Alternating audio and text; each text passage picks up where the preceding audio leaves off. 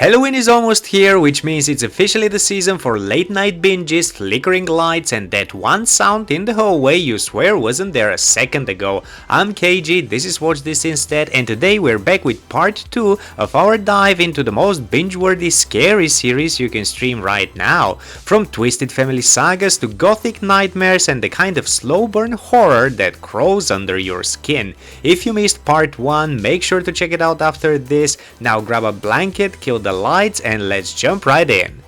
We are starting right where we should, with Mike Flanagan back again after the haunting of Hill House, which we covered in part 1, so you already know what to expect. Horror that cuts deep, but this time it's biblical.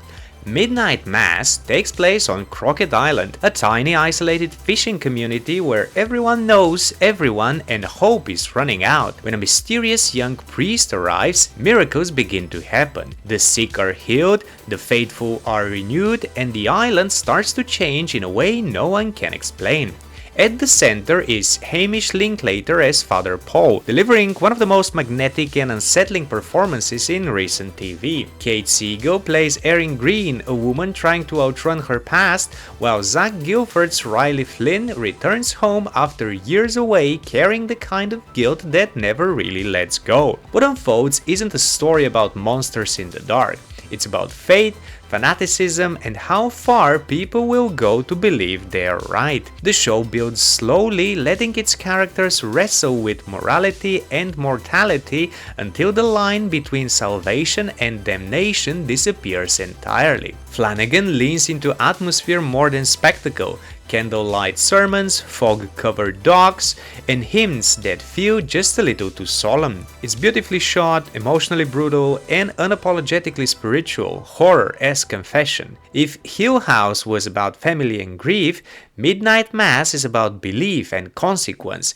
It's the kind of show that leaves you shaken, not by what you see, but by what it makes you think about long after it's over.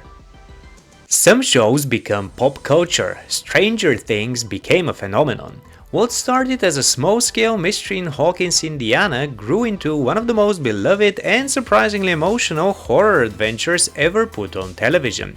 Set in the 1980s, the series follows a group of kids who stumble onto a government experiment gone wrong and discover a tear between worlds, one leading straight into a nightmarish dimension known as the Upside Down. At the heart of it all is Eleven, played by Millie Bobby Brown, a telekinetic girl who escapes a secret lab and becomes both the group's protector and their emotional core.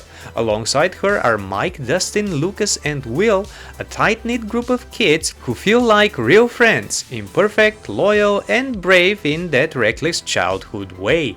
David Harbour's Chief Hopper brings the weary heart of an old-school hero, while Winona Ryder grounds it all in maternal desperation and love. Across its 4 seasons, Stranger Things evolves from small-town mystery to cosmic horror epic. Monsters that grow larger, stakes that stretch across worlds, and character arcs that dig deeper with each return to Hawkins. But what makes it work isn't just the scares or the spectacle, it's the soul. The Duffers lace every shadow with nostalgia and every scream with sentiment, reminding us that even in the face of unimaginable horror, friendship can still be magic. Tonally, Stranger Things is pure cinematic energy, Amblin wonder colliding with Stephen King dread. It's neon and blood, laughter and heartbreak, all lit by the warm glow of a bike headlight in the dark. And with the final season on the horizon, now's the perfect time to revisit it, not just to relive the nostalgia, but to remind yourself how rare it is for a show this massive to still feel this human. If you like horror with heart, stories where love and loss fight side by side against the monsters, Stranger Things is the kind of series that makes you wish you could experience it for the first time all over again. If Psycho showed us the monster, Bates Motel shows us how he got that way. This modern prequel to Alfred Hitchcock's classic takes one of cinema's most infamous killers, Norman Bates, and rewinds the story back to the small town motel, back to the mother-son bond that shaped him, and back to the quiet moments before everything went wrong. Freddie Highmore stars as Norman, and his transformation across 5 seasons is chilling. Soft-spoken, polite, and gradually unraveling under the weight of his own mind. Opposite him is Vera Farmiga as Norma Bates, delivering one of the best performances in TV horror history. She is overprotective, manipulative, loving, and completely broken, a mother who would do anything to keep her son safe, even as her love becomes the thing that destroys him. The genius of Bates Motel is how grounded it feels. It's not just about murder, it's about mental illness, trauma, and the blurred line between care and control. The town around them feels real, full of secrets and flawed people just trying to survive. And that normalcy makes the descent into horror feel earned, even inevitable. Visually, it's drenched in small-town Americana, neon signs, rainy nights, lonely roads, but beneath that veneer is a psychological tension that keeps twisting tighter with every episode. By the end, you don't just understand Norman Bates, you almost empathize with him, which might be the most unsettling thing of all. If you like horror that's intimate and emotional, that builds its monsters out of love, loss, and obsession, Bates Motel is one of the most satisfying slow-burn character studies in the genre. It's not about what happens in the shower, it's about everything that leads up to it. For nearly half a century, Alien has kept its nightmares light years away, aboard derelict ships, mining colonies, and space stations swallowed by darkness. Alien Earth finally brings the horror home. Created by Noah Hawley from Fargo and Legion, the series is set before Ripley's time, when the world is still pretending it has control over what it's creating. Two rival corporations, Weyland-Yutani and the Prodigy Corporation, are locked in a cold war over technology, genetics, and the next phase of synthetic life. Both want the same thing, to play God and get away with it. At the center of that conflict is Wendy, played by Sydney Chandler, the first human-synthetic hybrid engineered by Prodigy as part of a chilling experiment to transfer dying human minds into synthetic bodies. She is part of a group known as the Lost Boys, terminally ill children given artificial life trapped in bodies that will never age. The story deliberately mirrors J.M. Barrie's Peter Pan, only here never growing up isn't a fantasy, it's corporate property. Timothy Olyphant plays Kirsch, a synthetic tasked with guiding and mentoring Wendy and her kind. He's calm, calculating, and almost tender, but there's always something unreadable in his eyes. On the other side stands Boy Cavalier, played by Samuel Blankin, the brilliant, ruthless head of Prodigy, whose obsession with creating the perfect hybrid life form drives both synthetic progress and impeding catastrophe. The result is a story about ambition, evolution, and the moment when human arrogance finally meets its limit. Hawley takes the sleek terror of the Alien universe and slows it down, letting the dread seep in through sterile corridors, hums of machinery, and the faint, unsettling sound of breath inside a glass chamber. The monsters here aren't just xenomorphs, they're the people who believe they can outgrow being human. Visually, Alien Earth is stunning. It's a world of chrome and glass where white labs feel holier than churches and every experiment looks like an act of worship. But that beauty is only surface deep. Beneath it lies mutation, decay, and the horrifying truth that perfection always comes with a body count. Tonally, it's cerebral and chilling, part science fiction, part corporate thriller, part existential horror. There are moments of quiet awe followed by eruptions of pure terror, and every one of them feels earned. If you're drawn to horror that's intelligent, ambitious, and grounded in human hubris, Alien Earth is essential viewing. It's Alien reimagined for a world that's already playing God. A story about what happens when we stop asking if we should and start asking how fast we can. Next on the list is Kingdom. Set during Korea's Joseon dynasty, this Netflix original merges political intrigue with zombie horror, and somehow makes both feel equally terrifying. It begins when a mysterious plague starts spreading through the royal court and then the countryside, turning the dead into the ravenous living. But in Kingdom, the monsters aren't just the infected, they're also the people in power. We have Crown Prince Li Chang, a man caught between his duty to the throne and his growing realization that his father's death and resurrection might be the cause of it all. Alongside him is Seo Bi, a physician's assistant who becomes one of the few people willing to face the truth, and the scheming Cho Ha-kyu, whose hunger for control proves just as deadly as the plague itself. Visually, Kingdom is breathtaking. Every frame looks like a historic epic. Mist-covered mountains, royal palaces burning against the night sky, and the kind of fight choreography that turns survival into art. But it's not just spectacle, it's about the cruelty of hierarchy, the cost of denial, and what happens when the powerful refuse to face the horror they've unleashed. Flanagan might do gothic, Del Toro might do creature horror, but Kingdom does both, then adds political tragedy on top. The pacing is relentless, the tension suffocating, and the scares sharp and earned. With 2 seasons and a feature-length special, it's one of the best crafted genre shows of the past decade. A reminder that sometimes the scariest thing about the undead is the living who made them possible. If you want a series that feels both grand and grotesque, where every sword swing and scream carries the weight of a kingdom, Kingdom should be high on your Halloween list. Some horror stories scare you. Penny Dreadful seduces you first. Set in the fog-choked streets of Victorian London, this lavish series reimagines classic monsters like Dracula, Frankenstein's creature, Dorian Gray, and threads them into one haunting, intertwined mythology. It's gothic horror at its most operatic, elegant, tragic, and drenched in sin. At the center is Vanessa Ives, played by Eva Green, in one of the most mesmerizing performances ever seen in television horror. Vanessa is a woman of faith, tormented by visions and possession, torn between light and shadow, a character who feels like she could pray and curse in the same breath. Around her orbit men who are just as cursed. Sir Malcolm Murray, played by Timothy Dalton, the explorer driven by guilt, Ethan Chandler, played by Josh Hartnett, a charming gunslinger hiding a monstrous secret, and Dr. Frankenstein, played by Harry Treadaway, whose pursuit of creation has already turned into self-destruction. The writing by John Logan treats these familiar legends not as spectacle but as souls, broken, desperate, and searching for redemption in a world that offers none.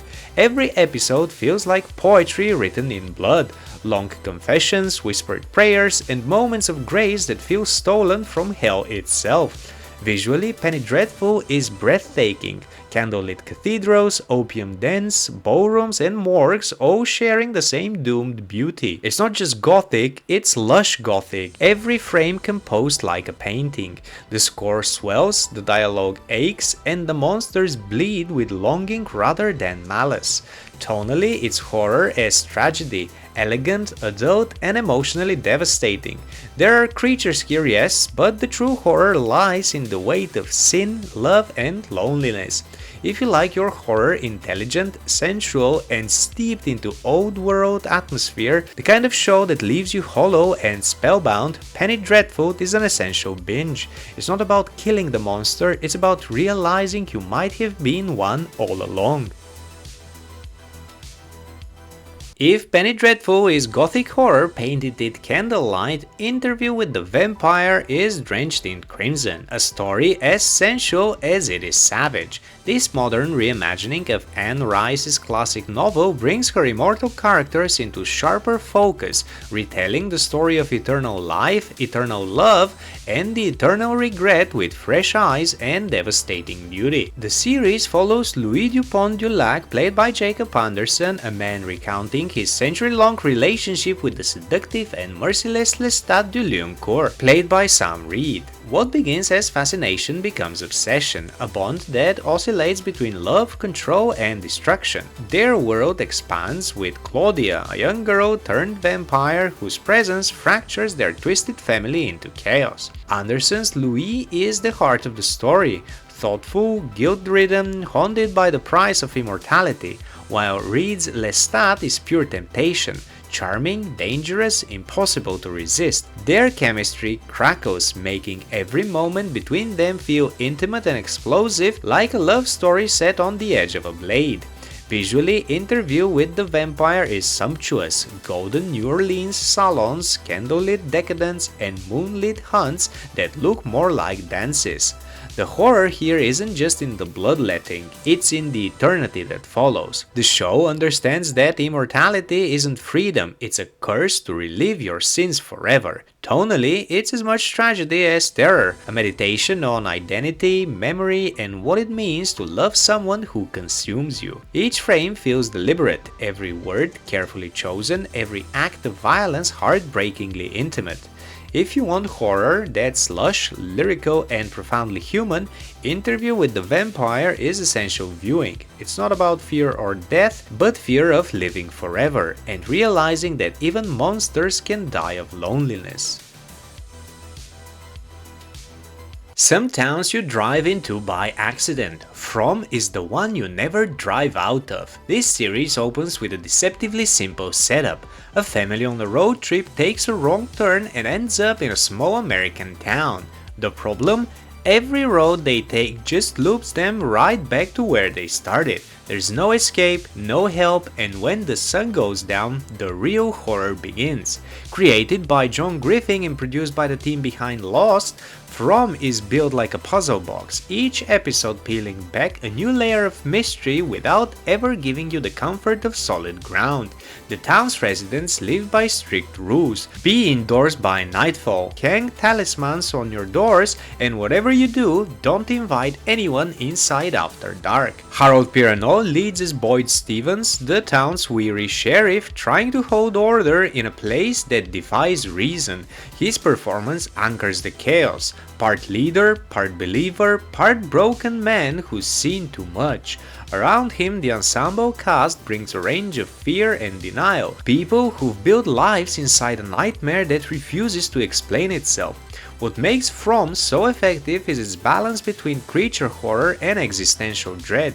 The monsters outside are horrifying, human-like, smiling things that whisper through the dark, but the real tension comes from inside the walls, paranoia, hopelessness, and the fear that maybe they were all brought here for a reason. The tone is relentlessly tense, but deeply character-driven. It's not just about surviving the night, it's about surviving the idea that you might never leave. If you like mystery horror shows that keep you theorizing, the kind that feel like The Mist crossed with Lost and Midnight Mass, From is one of the best modern horror series. And with new episodes still expanding the mythology, now's the perfect time to get lost in it, literally. Before there were prestige horror dramas and complex anti-heroes, there was a teenage girl standing at the mouth of hell, armed with sarcasm and a wooden stake. Buffy the Vampire Slayer might not look like traditional horror, but it redefined what the genre could be. Created by Joss Whedon, it takes the classic final girl trope and turns it inside out. Buffy Summers, played by Sarah Michelle Gellar, isn't just running from the monsters. She's the one the monsters should be running from. Set in the seemingly ordinary town of Sunnydale, which just happens to sit atop a literal hellmouth, the series follows Buffy as she juggles the horrors of adolescence with actual horrors, vampires, demons, and the occasional apocalypse. Her circle of friends, affectionately known as the Scooby Gang, includes Willow, Xander, and Giles, each adding warmth, wit, and heart to the fight against the dark. And then of course there's Spike, the punk rock vampire who becomes Heroes, one of TV's most complex anti-heroes. What makes Buffy special isn't just the monsters, it's what they represent. Every season turns real emotional struggles, grief, growing up, heartbreak, into literal demons to fight. It's smart, funny, heartbreaking, and endlessly quotable. Tonally, it's a perfect blend of camp and sincerity. One episode might make you laugh, the next could destroy you emotionally.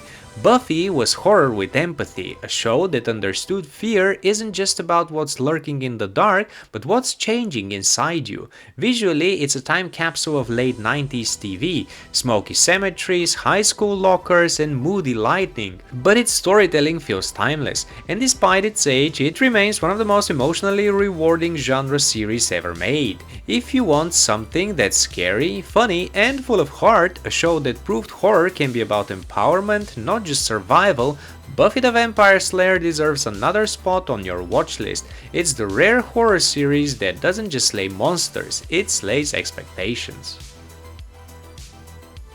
If most horror creeps in through the shadows, The Strain bursts through the door and drags you screaming into the light. Created by Guillermo del Toro and Chuck Hogan and based on their trilogy of novels, The Strain starts as a medical thriller before mutating, quite literally, into something far bigger and bloodier. When a commercial airliner lands in New York with nearly everyone on board dead, the CDC sends in Dr. Ephraim Goodweather, played by Corey Stroh, to investigate. What he discovers isn't a virus, it's a parasite, and it's ancient.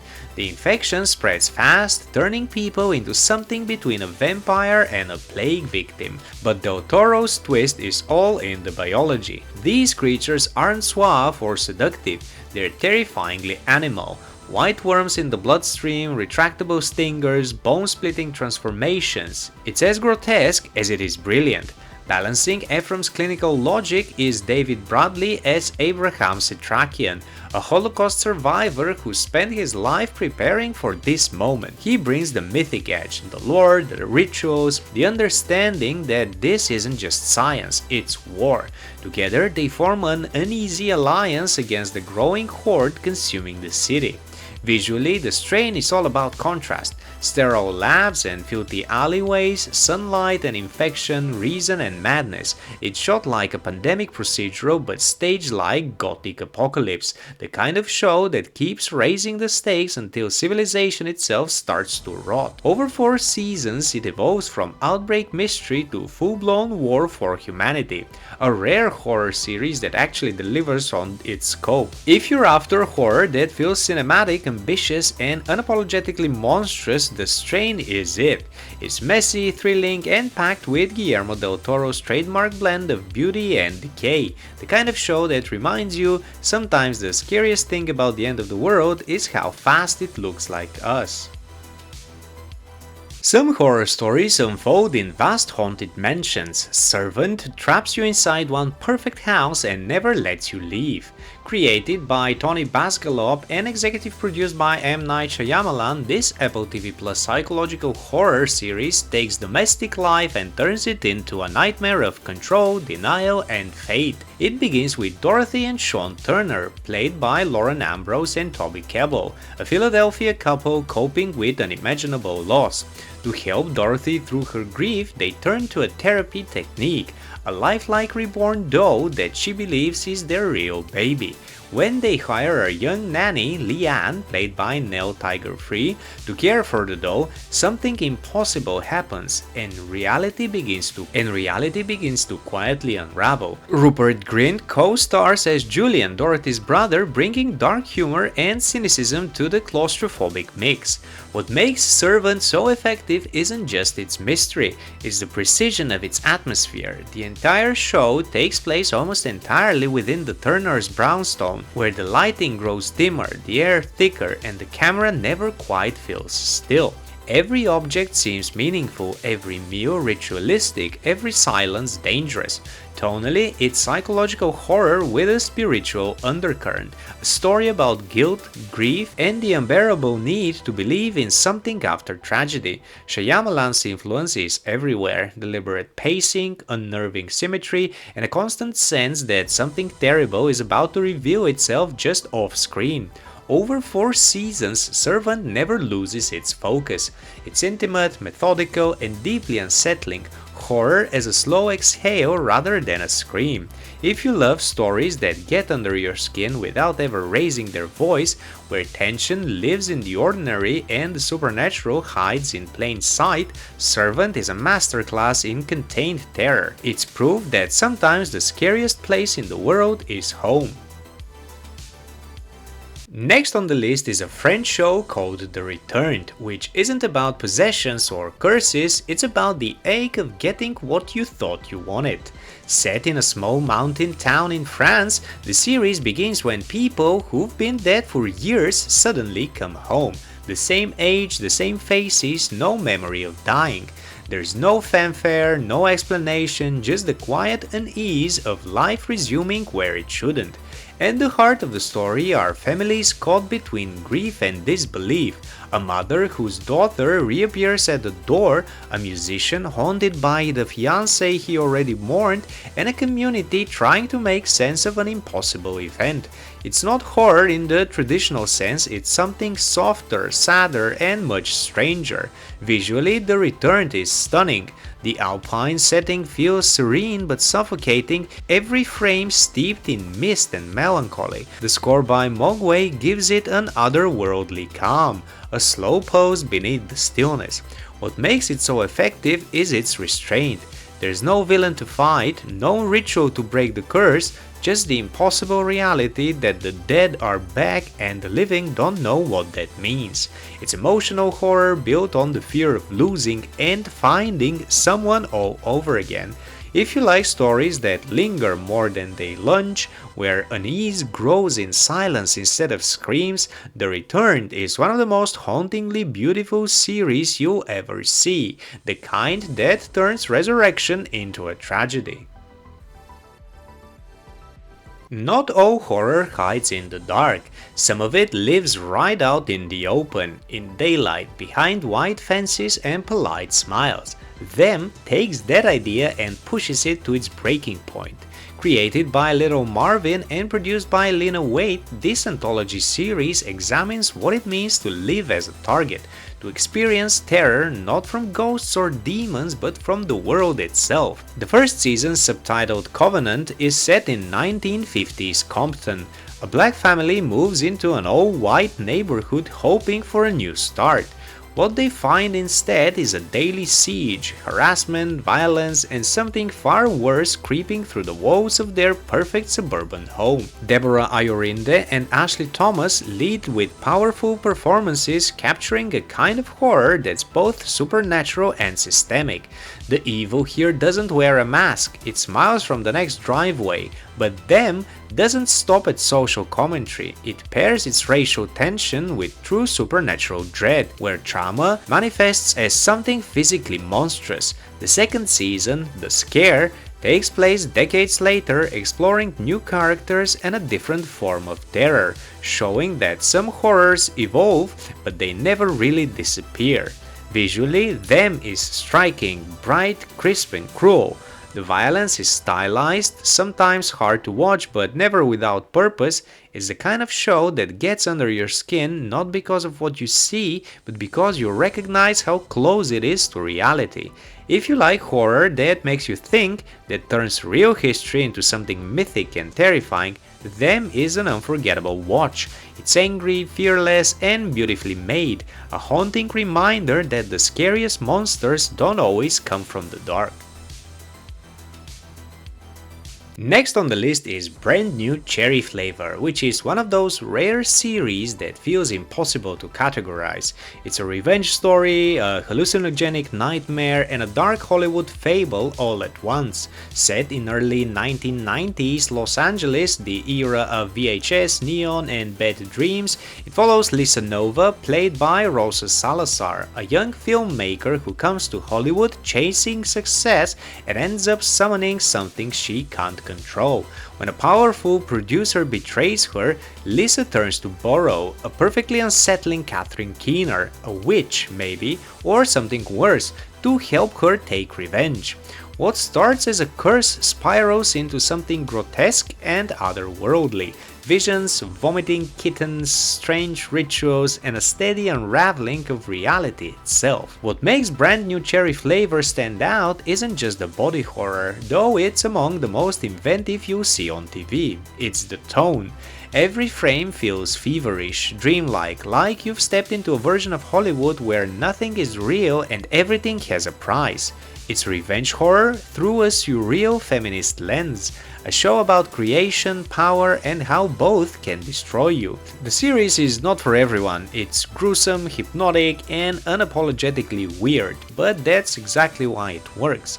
If you like horror that feels like a lucid dream on the edge of collapse, Brand New Cherry Flavor is unforgettable. It's stylish, visceral, and deeply disturbing, a love letter to revenge that ends up being a curse in itself. Some horror shows are all about monsters. Evil asks the scarier question, what if the monster looks like us? The series follows three investigators trying to make sense of the unexplained. Kristen Bouchard, a forensic psychologist played by Katja Herbers, David Acosta, a priest in training played by Mike Coulter, and Ben Shakir, a tech expert played by Asif Mandvi. Together they look into alleged miracles, possessions, and hauntings, cases that test the line between science, faith, and the human mind. Their dynamic is what makes the show work. Kristen approaches everything with skepticism, David brings spiritual conviction, and Ben is the grounded pragmatist caught in the middle. The result feels like the X-Files reimagined for the age of podcasts and conspiracy theories. And then there's Michael Emerson as Leland Townsend, a manipulative, smiling force of darkness who keeps showing up where you least want him. He's the kind of villain who doesn't have to raise his voice to make your skin crawl. What's brilliant about Evil is that it never fully commits to one answer. Every case might be supernatural or psychological or both. The show plays in that gray area, and that's where it finds its tension. Tonally, it's lighter than most horror dramas. It's darkly funny, self-aware, and not afraid to be weird. One minute you're unsettled, the next you're laughing in disbelief, but underneath it all there's a real sense of dread, the feeling that something much bigger and much darker is quietly at work. If you like your horror with a side of wit and a trio of leads you want to hang out with even when things get terrifying, Evil is one of the most watchable and clever supernatural shows out there. Next on the list is The Terror, which is one of the most underrated anthology series in modern horror. 2 seasons, 2 completely different stories, and one shared obsession, the slow, suffocating descent into fear. Season 1 is a survival nightmare set in the 19th century following the doomed Arctic expedition of HMS Erebus and Terror. Trapped in the ice and cut off from the world, the crew faces starvation, mutiny, and something far worse moving in the frozen dark. Jared Harris and Kieran Hintz lead a phenomenal cast, but the real power of the story comes from its atmosphere. A creeping dread that seeps in through the silence. The horror isn't just the creature stalking them, it's pride, paranoia, and the fragile illusion of control slowly breaking apart. Season 2, subtitled Infamy, trades the Arctic for a Japanese-American internment camp during World War II. This time the terror is cultural, the haunting presence of a vengeful spirit intertwined with the very real trauma of persecution and displacement. It's part ghost story, part historical reckoning, where the supernatural reflects the horrors people inflict on each other. What ties both seasons together is restraint. The terror doesn't rely on shock or spectacle, it builds dread from isolation, guilt, and the quiet collapse of hope. Each season stands alone, but both leave you with the same feeling, that the scariest monsters are the ones born from desperation. If you want horror that lingers, thoughtful, beautifully made, and rooted in history, The Terror is a series that earns every shiver. If you want something that captures the grandeur of gothic horror but trades haunted houses for blood-soaked castles, Castlevania is the perfect pick. Based on the classic video game series, this animated adaptation takes the familiar story of Dracula and turns it into an epic about revenge, corruption, and humanity's darkest instincts. It begins with tragedy. Dracula's wife is executed for witchcraft and his grief curdles into rage, a declaration of war against mankind itself. From there, we follow three unlikely heroes: Trevor Belmont, a disgraced monster hunter, Sifa Belnates, a powerful magician, and Alucard, Dracula's half-human son caught between love and duty. Together, they form an uneasy alliance to stop a god of death who has already lost everything. The writing by Warren Ellis gives the show a sharp wit and philosophical edge. Conversations about faith, morality, and legacy punctuate the violence, and that violence is beautifully animated. Brutal, stylized, but always purposeful. Visually, Castlevania more than delivers. Stained glass color palettes, sweeping medieval architecture, and fight sequences that feel operatic. It's gothic horror fused with anime intensity, all atmosphere, blood, and tragedy. What makes it more than just a monster show is its empathy. Even Dracula isn't pure evil here, just broken, tired, and terrifyingly human. If you're in the mood for something rich, brooding, and just a little bit tragic, Castlevania delivers horror and heart in equal measures, and it might just be the most bingeable animated series Netflix has ever made. Next on the list is another game series adaptation in The Last of Us. Set decades after a fungal infection wipes out most of civilization, the series follows Joel, played by Pedro Pascal, and Ellie, played by Bella Ramsey, two survivors who couldn't be more different, bound together by a world that's taken everything from them. Their journey across a ruined America isn't just about avoiding the infected, though the show delivers some of the most terrifying, grotesque creature design ever put on TV. It's about rediscovering what's worth living for when survival is all you've known.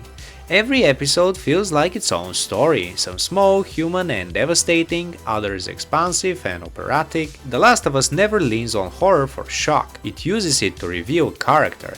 The scariest moments aren't when something jumps out of the dark, but when you realize how easily love, loss, and fear can twist people into something unrecognizable. Pascal and Ramsey are extraordinary together. Their chemistry builds slowly, cautiously, until you realize they've become something like family. And that bond is what gives the horror its weight. The infected are terrifying, but what breaks you is the humanity that still flickers between the ruins. Visually, it's cinematic and grounded, all crumbling cities and quiet devastation. The tone balances brutality with tenderness, reminding you that the apocalypse isn't just about what's destroyed, but what's left behind. If you're after something that's emotionally rich, beautifully made, and still manages to scare the life out of you, The Last of Us is essential viewing, and proof that horror can break your heart as easily as it makes you scream. And that wraps up part 2 of our dive into the scariest, most binge-worthy series you shouldn't sleep on this Halloween. From gothic horror and psychological slow burns to supernatural chaos and corporate nightmares, these shows prove that TV horror can be as smart, stylish and emotional as any movie on the big screen. If you haven't watched part 1 yet, make sure to check it out after this. It's packed with more unforgettable scares and stories you'll still be thinking about tomorrow. If you enjoyed the video, hit the like button, subscribe, and ring the bell so you don't miss what's coming next. I've got more deep dives and hidden gems lined up that you won't want to miss. Thanks for watching, and remember, sleep is optional when there's one more episode.